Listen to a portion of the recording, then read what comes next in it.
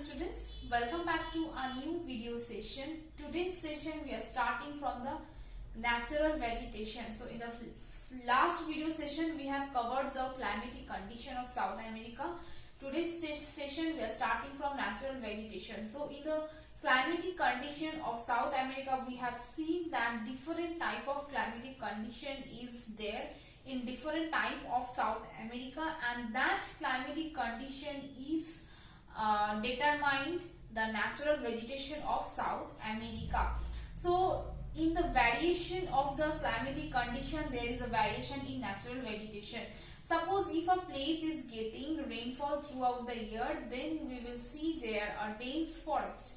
For an example, that is selva. So in this way, with the different type of climatic characteristics, there is a changes in the natural vegetation that we will see in this natural vegetation. Predominantly where there is a maximum rainfall in summer, desert and semi-desert area are found where receive hardly rainfall in any season. In places where rainfall is occurred in winter, as in the Mediterranean region. So in the Mediterranean region we have seen that winter is wet, and in the winter season the Mediterranean regions get rainfall, and there what kind of natural vegetation we can find there? We can find there evergreen trees and shrubs. So this is how we can see with the different type of climate, we can see the different type of natural vegetation. This is how the variation is occurring. Now the natural vegetation of South America, we can divide it into some categories. Suppose this is an equatorial forest, then the tropical grassland. So this is how we can see these categories. There are about 8 to 9 type of natural vegetation is there in South America, and each of these vegetations, where it is located, these vegetations, and what are the main features we can get from this forest area, this natural vegetation area, each of these we will see. So first we are starting from the equatorial forest. So equatorial forest or the rainforest are found in the selva of Amazon basin. This region has the largest area of equatorial forest in the land. The same equatorial forest we can get in the Congo basin in Africa. And the trees, some characteristics of trees from the equatorial region, that trees has broad leaf and also yield hard wood. Okay. Next, the forest is very dense with species. What are the trees we get there in the equatorial forest? These are the rubber, cinchona, then rosewood, mahogany, ebony. These are the trees we get there. Now the equatorial forest of South America, it has a name, that is lungs of heart. So why it is called so? Because the trees, it has a n number of trees there, and these trees in every year they are taking large amount of carbon dioxide, and they are giving back to the environment a large quantity of oxygen. So that is why the equatorial forest in South America named as lungs of the heart. Please remember this point, that which region is named as lungs of the heart and why. So this question may ask, so you need to mark this. Okay. Next thing. Now, however, these forests are being exfoliated and trees are being cut down to provide timber for export and land for the agriculture. So we read that the equatorial forest of South America is covering a large portion of the continent, and this forest area is in danger because trees are being cut down and some of the lands are cleaning to provide land for agriculture. Yes, so that is all about the equatorial forest. Okay. Next we will see the tropical grassland. So the tropical grassland have a long grasses and are known as llanos in Guyana and the campos in Brazil. The scattered trees between the grasses are varying heights. Yes, so that is all about the tropical grassland. Now the tropical grassland we can see in two different region, and these has names. Suppose the llanos in Guyana and the campos in Brazil. Okay. Next we will see the mountain vegetation. So the vegetation on the Andes include the temperate deciduous forest at foothill, the coniferous forest that extend up to the forest line, and the alpine vegetation. Important tree that is from the mountain vegetation, and people who are residing there, they use the tree and it is very useful for them. So that is all about the mountain vegetation. Now we will see hot desert vegetation.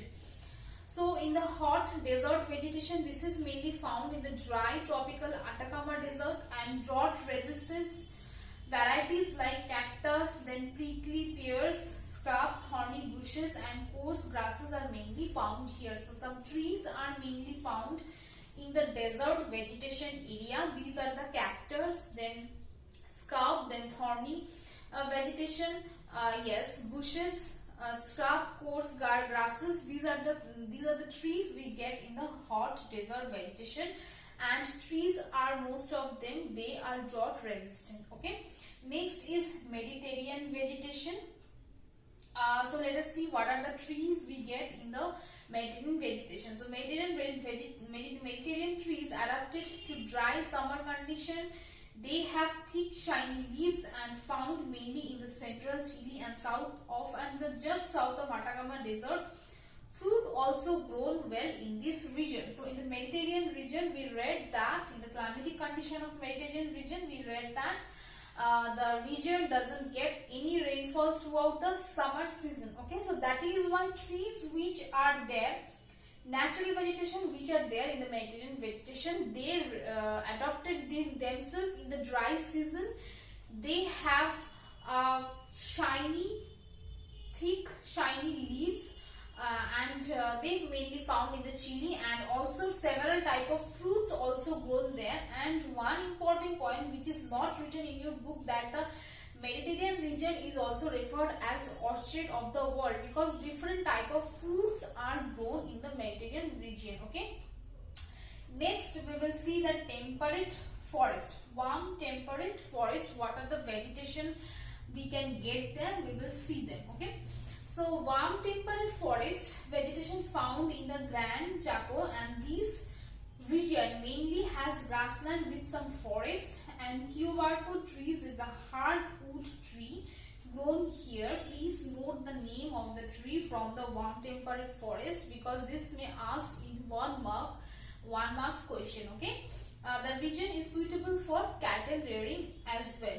Cool temperate mixed forest. Yes, cool temperate mixed forest. Let us see what are the feature we get in this particular natural vegetation. Okay, so those forests of cool temperate mixed forest, one important point, mixed forest, that is denoting that mixed kind of vegetation we get there. There is a hardwood deciduous forest and also softwood coniferous forest, both we can get there. That is why the name is given, that cool temperate mixed vegetation. Okay, and such as beech, then Chilean pine are mainly found in the southern Chile, which has a mild and wet climate throughout the years. Yes, so that was all about the cool temperate forest. Now last two type of natural vegetation are left. These two type of natural vegetation, we will see them. Temperate grassland. This grassland is also known as pampas, and it is found in the northeast.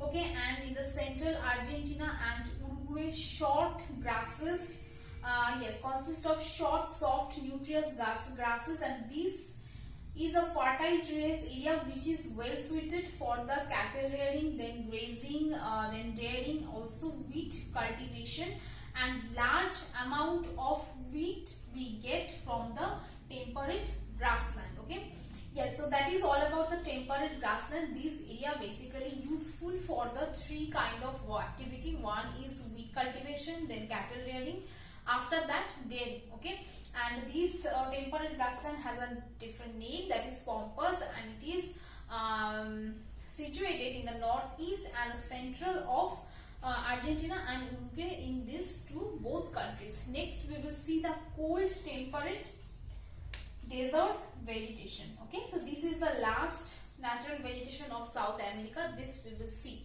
So the vegetation is found in the Patagonia desert, it consists of scrub and grasses. Beside the above mentioned natural vegetation, many other commercial valuable trees and plants also grown in the South America, such as Brazil nut, cocoa, then Shinkona, after that Parana pine, eucalyptus, banana, pineapple, coffee and yerba mate. So these are the trees we get in the cold temperate desert vegetation that is found in the Patagonia desert. Okay, yes, so that was all about the cold temperate desert vegetation. So we have completed the natural vegetation of South America and how this natural vegetation of the continent is related to the climatic condition. Okay, I hope the natural vegetation of South America is clear now. Students, that is all for today's session. Rest portion from this chapter will be covered in upcoming video session. Till then, learn the session and do watch the video. Thank you all.